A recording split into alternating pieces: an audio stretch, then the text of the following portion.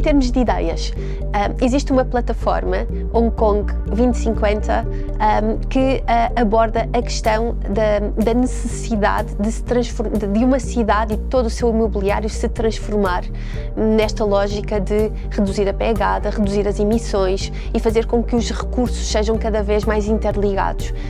É uma plataforma criada por grupos de cidadãos, também por empresas privadas e também com o objetivo de educar, de criar sinergias, de demonstrar boas práticas e de demonstrar ao poder público quais são as necessidades que existem na cidade para que a cidade se consiga transformar.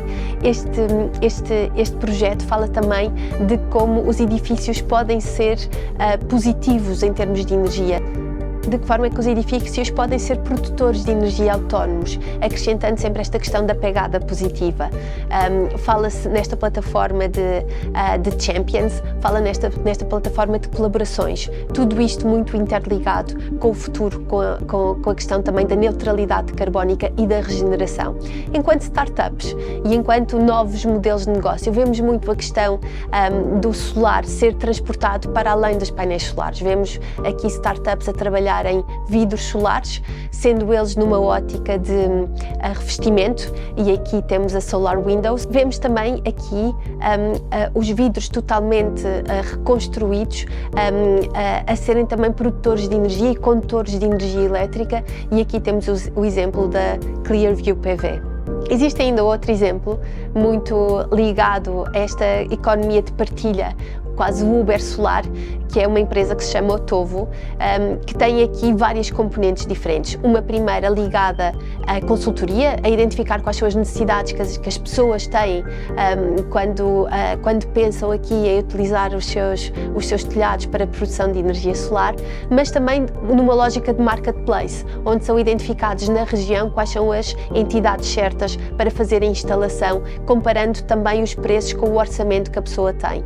Existe ainda uma outra forma que esta plataforma tem, que passa não pela compra dos equipamentos em si, mas pelo aluguer. Portanto, existe aqui uma nova perspectiva toda muito de economia de partilha que este Uber Solar acrescenta e que cada vez se encontra em diferentes cidades europeias, onde Lisboa já se encontra também com uma solução. No caso do imobiliário mais sustentável, ainda não é claro de que forma é que os consumidores fazem esta grande pressão para a mudança. Cada vez mais existem, sim, consumidores que são informados, mas têm um poder de compra bastante elevado e ainda não se chegou ao volume que é necessário para fazer a grande transição. A questão aqui passa muito também pela pressão que é feita por parte de quem faz o financiamento. Cada vez para termos acesso a financiamento, os requisitos são cada vez mais apertados e, nesse sentido, os grandes investidores e os bancos olham muito para esta lógica dos ESGs, para o investimento responsável, e isso obriga também as empresas que acabam por fazer as reabilitações a ter isso em consideração, a procurar novas fontes de materiais que sejam mais responsáveis, locais, que tenham uma menor pegada ambiental e que permitam também toda esta questão que nós temos estado aqui a falar, da eficiência, novas fontes de energia e assegurando e nunca perdendo em vista o conforto das pessoas, a saúde das pessoas e a forma como estes edifícios se interligam e reagem e interconectam com as pessoas e com os seus habitantes. É sempre importante termos aqui a ligação da governance pública à governance privada e também aos cidadãos. Existe um grande caminho ainda a percorrer por parte da governance pública. Em termos de edificado, existem exemplos como o caso da Câmara Municipal de Lisboa e a reabilitação do edifício dos Passos do Concelho, que permitiu reduzir cerca de 50% do consumo de energia e reduzir em cerca de 84% as emissões de carbono.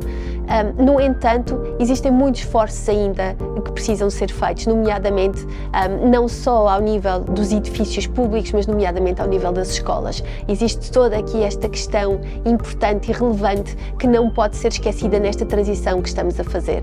Obviamente que existe apoios da parte da governação que são dadas aos cidadãos. O programa Vale Eficiência é um dos exemplos da governação pública que de alguma forma apoia as famílias a fazer a transição energética e a reabilitar e a fazer a reabilitação dos seus espaços para a questão da eficiência energética e do retrofit, tornando as suas casas mais sustentáveis.